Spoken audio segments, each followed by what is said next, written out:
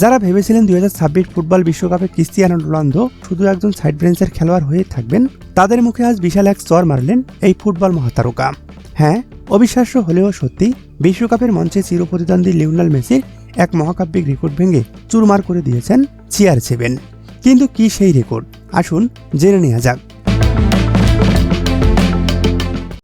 ম্যাচটি ছিল পর্তুগাল বনাম উজবেকিস্তানের। অনেকেই ভেবেছিল পর্তুগাল হয়তো সহজেই জিতে যাবে, কিন্তু ম্যাচের ব্যবধান যে 5-0 হবে তা কেউ কল্পনা করতে পারেনি। আর এই 5 গোলের আসল নায়ক কে জানেন? বয়সটা 39 ছাড়িয়ে যাওয়া ক্রিস্টিয়ানো রোনালদো। মাঠের প্রতিটি কোণে আজ যেন উড়ছিল পর্তুগিজ যুবরাজ।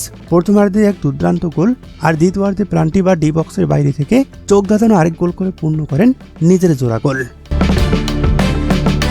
তবে শুধু ম্যাচটি 5-0 গোলের জয়ের জন্য ইতিহাসে লেখা থাকবে না।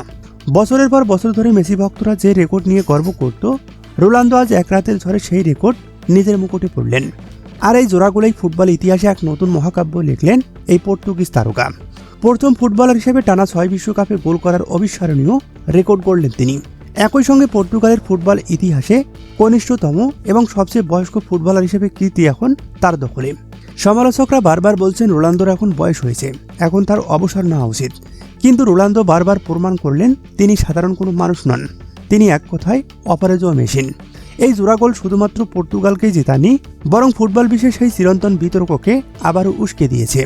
তাহলে ফুটবল ইতিহাসের সর্বকালের সেরা বা গড আসলে কে? মেসির রেকর্ড ভাঙার পর রোনালদো ভক্তরা মেরেছে উল্লাসে, আর মেসি ভক্তরা খুঁজছেন হিসেব।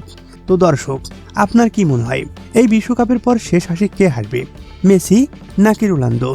জানিয়ে দিন আপনার মতামত।